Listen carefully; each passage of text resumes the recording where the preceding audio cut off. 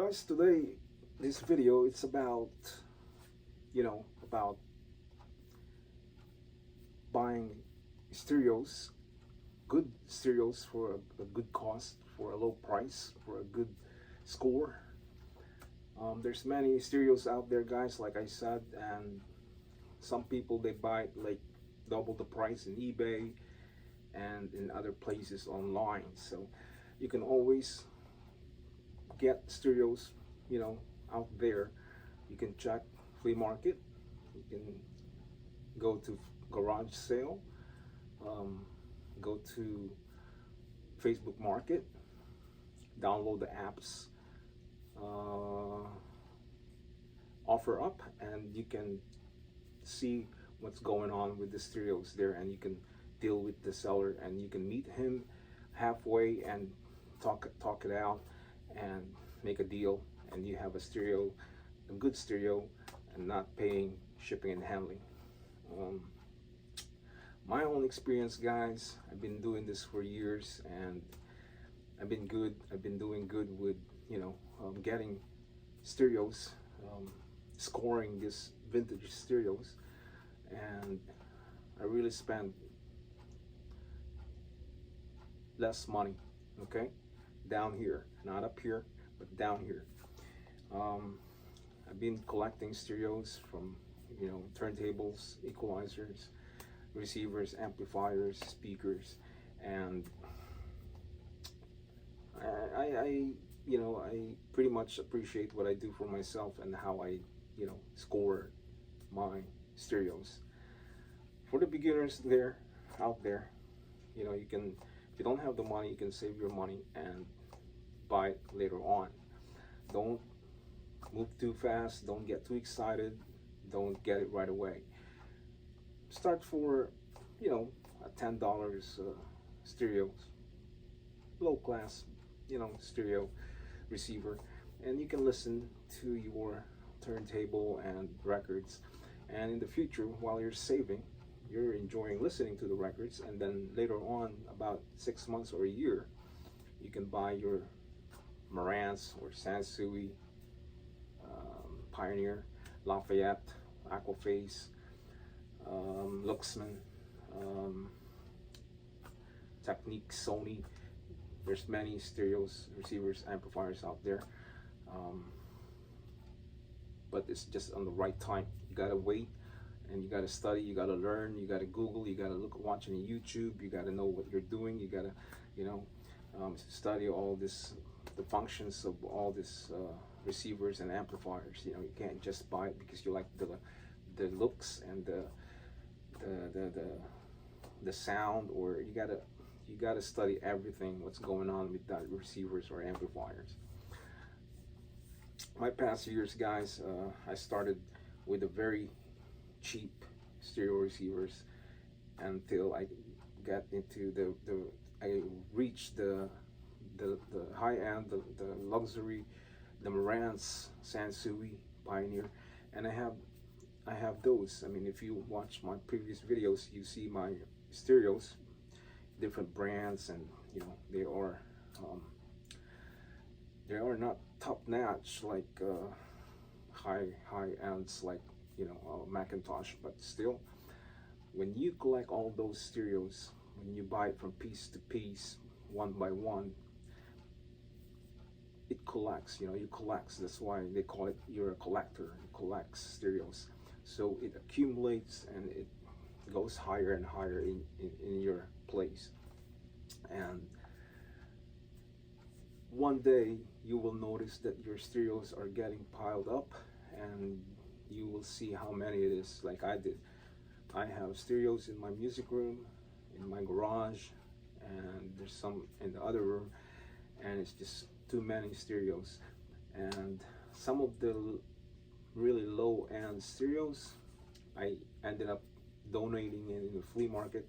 I left it on the table. It's free. I put a sign, free, and people take it.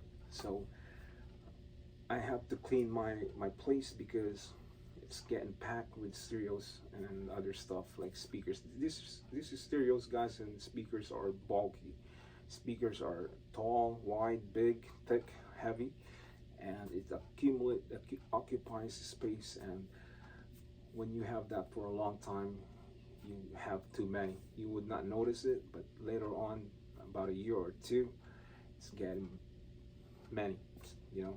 So I get rid of this other stuff, and like I said, you know, let's go back to the conversation that we were talking about here.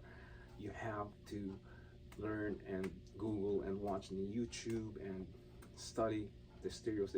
For beginners, guys, you don't really have the knowledge yet. It takes about, you know, a while to educate yourself and get knowledge about stereo receivers.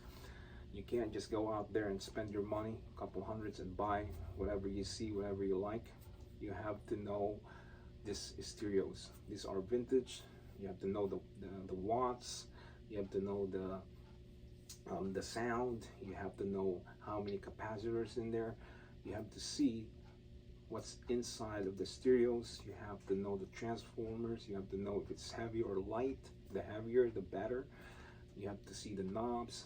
The more knobs are better, you know. And these are just extra on the front face plate and all that, you know, nice looking front view. But you gotta see what's inside, because the inside is the one throwing the power, pushing to your speakers, the good sound, the loudness, and the bass sound. So there's many features about stereos, about receivers, amplifiers. You just gotta learn how to, you gotta know it. So there's many things that you have to know if you're a new buyer or a newcomer with collecting stereos, vintage stereos, and it takes a while. So I started from nothing. I started, you know, not knowing all this stuff, and then I watch YouTube and I Google, I study and learn, and website and people, you know, different people and people in YouTube that they post their videos, and you can see them about stereos and stuff. So a lot of people, guys, like they like the modern stereos, okay, because they look nicer, and they don't like the vintage ones, because the vintage ones, they have the wooden box case, and the modern one, it looks more expensive. But for some people, guys, they don't know really what's the ingredients with that receiver and amplifiers, those vintage, compared to the modern ones. So the modern ones, guys, when you buy modern stereos, you have to spend thousands of money. You cannot just buy a couple hundreds and it's really good. That's how now today's generation, they build those stereos like that, these modern stereos. So you have to spend at least $1,000 or more. But the vintage, they created that, the engineers in Japan, US, Europe, and other countries, they really build that, especially in Japan. They really build that vintage stereos really, I would say, almost perfect. So they take their time. Those engineers, those Japanese guys, those Japanese radio engineers, they really build those stereos almost flawless. That's why it sounds so amazing, and it sounds almost the best, and they cost a lot of money. That's why Japanese stereos are expensive. And not only stereos, other stuff, other things that they sell, because how they build those stereos, because they want to keep their name, you know, Japan. They want to keep their reputation that it's good, and people will come back and buy it for more, you know, or different stuff. And they want to satisfy the customers, in other words. So some other countries, guys, they don't really do it like that. They build their stereos, you know, like a yin yang, whatever, and then sell it for a couple years. They'll break, and especially the digital ones. When the computer breaks, it's hard to fix. It costs money, so might as well buy a new one. So I like the vintage because the sound quality and the looks, and I just like the vintage stereos. So this is just another video about, you know, having stereos, buying stereos, using your head, you know, to get stereos that you don't have to pay more money. So when you pay less and then you make you happy and you just, you know, enjoying what you're doing about collecting stereos, you know, because you can make profit. You pay less, but when you sell it in the future, you can make money, you can make profit. You open the eBay account, you can sell those stereos and you make profit 3 times. So if you pay $100, you can sell it for 300 plus shipping. So you make money there. So if you like to collect stereos, guys, then Vintage Ones it's a good stereos with a good brand. And if you get Marantz, Sansui, Pioneer, those are good techniques. As long as it's made in Japan, I always look at the back of the stereos, made in Japan, and that's the one I always buy. Other countries I don't buy, you know. Maybe I'll try Germany or somewhere in Europe, but usually I always buy Japanese stereos. So I'm half Japanese and I have to stick with my own blood, and Japan is good. So guys, thanks for watching my video. I hope you learned something, and I'll see you again next time. And click the subscribers, hit all, and you will get a notification every time I upload a new video, and it goes straight to your YouTube channel. So guys, thanks for watching, and I will see you again next time. So for now, say ciao ciao.